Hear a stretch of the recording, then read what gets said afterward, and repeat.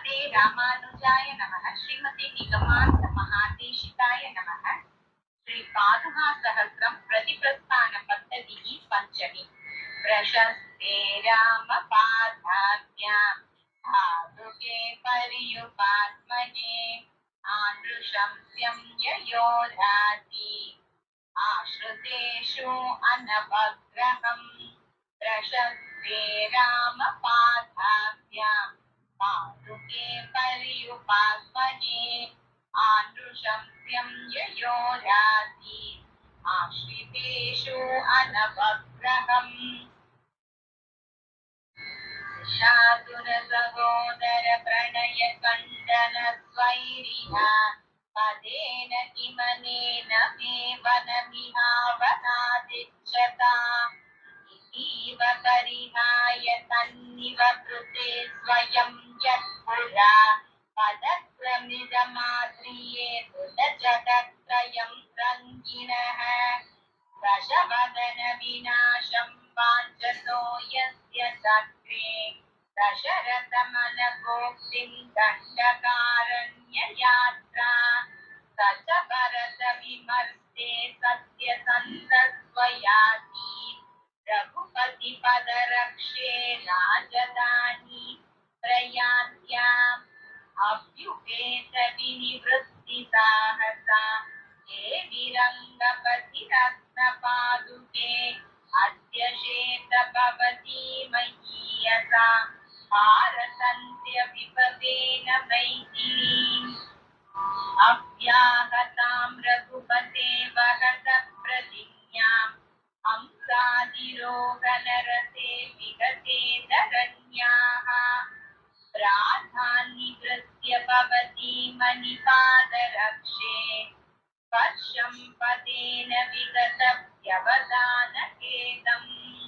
मन्त्राभिषेकविरहात् भजता विशुद्धिम् संसारवर्जनवशात् अभिसंस्कृतेन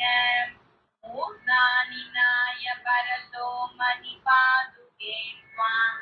रामाज्ञया विनिहितामिव राज्यलक्ष्मीम् रक्षार्थमस्य जगतो मणिपादरक्षे रामस्य पादकमलं समये यजन्त्योः किं दुष्करं तव विभूतिपरिग्रहो वा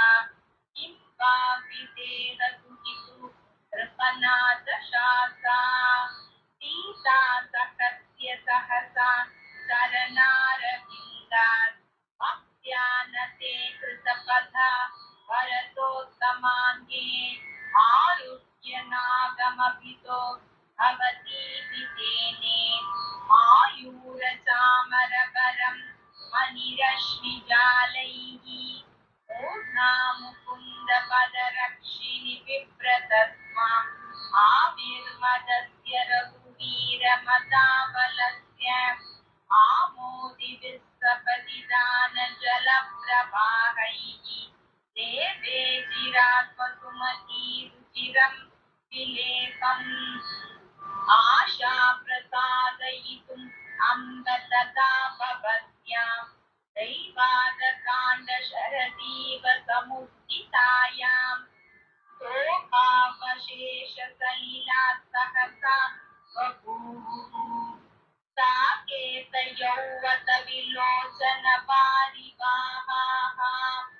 अन्ते वसन्न चरमस्य तवेत योगी वन्यान् प्रहृत्य विविधानुपदा विशेषान् आदस्तुषीं रघुकुलोचितमौपवाद्यम् प्रद्युज्जगाम भवती भरतोपनीताम्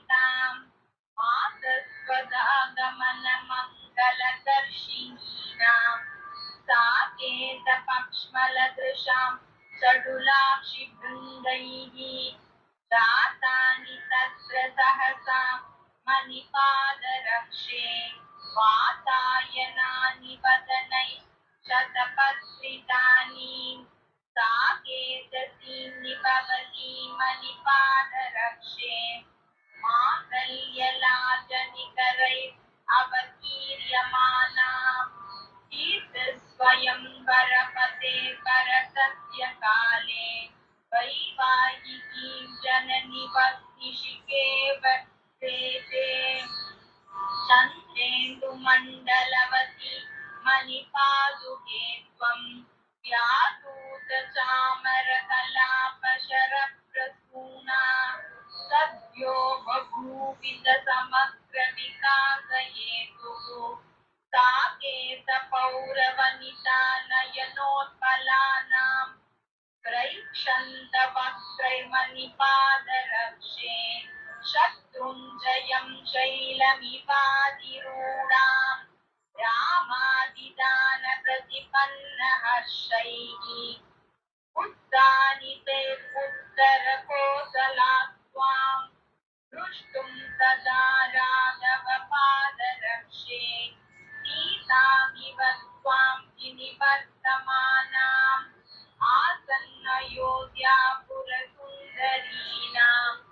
औत्सुक्यलोलानि विलोचनानि आस्ताय तत्र सुरबिन्दुनाथम् तं वेरमं तादृशसन्निवेशम् अदर्शयत्वं पुरमध्यभागे पादावनित्वतप्रणवाश्रयत्वं रसग्रीवस्तम्भेरमदलन दुर्गान्तहृदये विहारस्वाच्छन्द्यात् विशतिरघुतुल्ये वनभुवम् स्ववात्सल्यक्रीडीकृतपरदशावेव भवति निराभादां पादावनिनविजहौ कौसलगुहां कैकेयी वरदानकुर्दिन निरालोकस्य लोकस्य यत् प्राणातं करतेन भव्यमनसा साकेतमानीयत रामस्यागसहैरसह्यविरहं रक्षिन्दीन्द्रस्य तत् पादत्राणमनन्यतन्त्रपनिते आपीडपीडीमयी समुपस्थिते प्रदोषे सहसा विनिवृत्य चित्रकूटवनात् अपजत पुनर्जनपदं वत्सम् वेणुरिव पादुके भवति समुपस्थिते प्रदोषे सहसा विनिवृत्य चित्रकूटवनात् अपजत पुनर्जनपदं वत्सम् वेणुरिव पादुके भवति इति श्रीपादुकासहस्रे प्रतिपत्तानपद्धतिः पञ्चमी।